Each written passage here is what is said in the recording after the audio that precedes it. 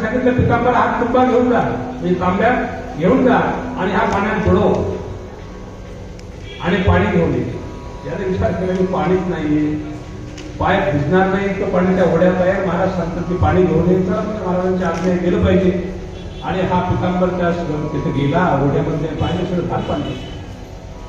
महाराजांना सांगितलं की विरा करायचा नाही, वाळू खोदायची नाही, कुठल्याही प्रकारचा अट्टहास करायचा नाही, जसं आहे तसं पाणी घेऊन.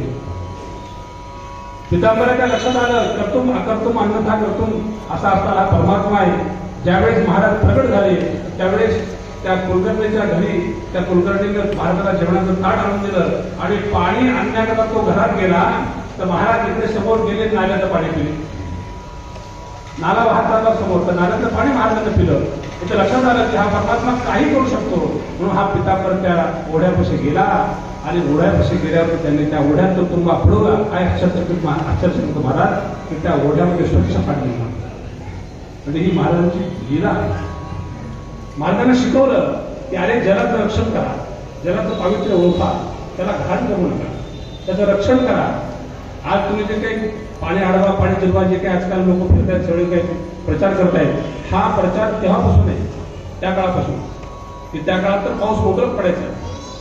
तरी सुद्धा आपल्याला संतांनी सांगितले की हे निसर्ग जे आहे ही आपली संपत्ती आहे आणि निसर्ग हा आपण सांभाळला पाहिजे. साधू संतांचा अवतार हा नुसती आध्यात्मिक विद्या सांगण्याकरता नसतो, तर त्या माणसाचं संपूर्ण जीवन घडवण्याकरता अवतार असतो. महाराजांनी दुसरी लीला केली, अशीच लीला महाराजांनी एक केली. ती कुठली केली? एक दिवशी महाराज शेगावमधून निघून गेले.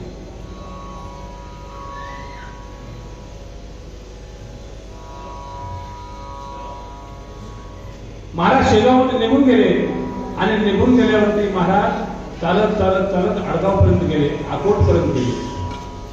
उन्हाळ्याचे दिवस होते, वैशाख महिना होता.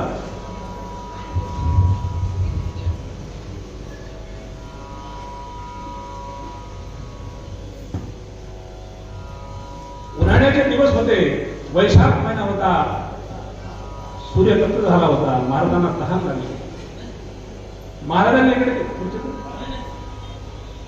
महाराजांनी इकडे तिकडे विचार केला, पाहिलं तर कुठं काही दिसत नाही. काही शेतकरी त्या ठिकाणी शेत नांगरायचं काम करत होते. महाराज झाडाखाली बसले आणि तेवढ्याच गावातून एक मनुष्य आपल्या हातामध्ये एक खंडा म्हणजे एक मडक मातीचं आणि डोक्यावरती भाकरी घेऊन आला. ते भास्कर पाटील होते. त्या भास्कर पाटलाला महाराजांनी पाणी मागितलं. भास्कर पाटील म्हणजे अरे तू वेळा कसा म्हणून ते पाणी आमच्या ह्या पंचकोशी पुढे पाणी नाही आणि तुला पाणी तर म्हणले मी काय करू?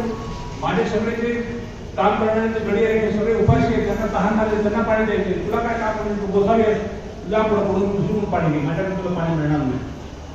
महाराजांनी विनंती केली आहे पाणी जीवन आहे, दाबलेल्या हरकत नाही. अनेक लोक पान पोळ्या टाकतात, आपल्याकडून पाण्याचं दान घडावं म्हणून अनेक लोक पाणपोळीची व्यवस्था करतात. बाबा थोडंसं माझे तहान भागवण्यापुरतं पाणी दे, पण तो भास्कर पाटील द्यायला तयार नाही.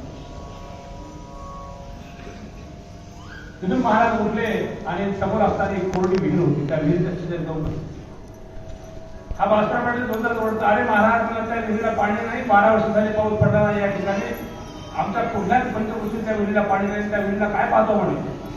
महाराज आसन घालून बसले. भास्कर पाटलाला वाटलं काहीतरी हा चमत्कारी मनुष्य आहे, कोणतरी मोठा महात्मा आहे. पण भास्कर पाटील मागून आले तर महाराज अल्पस्वरात प्रार्थना करले, अरे नारायणा या लोकांच्या वरती कृपा कर.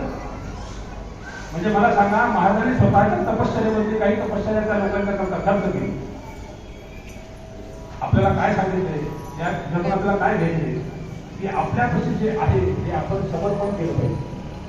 महाराजांच्या कृपेने त्या पात्रतेचे आपण आहोत की आपण काहीतरी देऊ शकतो म्हणून दिलं पाहिजे.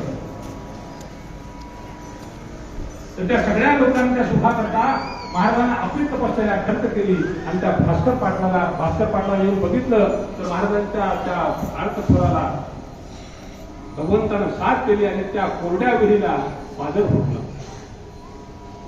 आज सुद्धा अकोटला तुम्ही गेलात त्याच्या ठिकाणी सजल विहीर आहे. तेव्हापासून आजपर्यंत विहिरीचं पाणी थांबलेलं नाही. गेलं नसता तर दाम जाऊन बघा.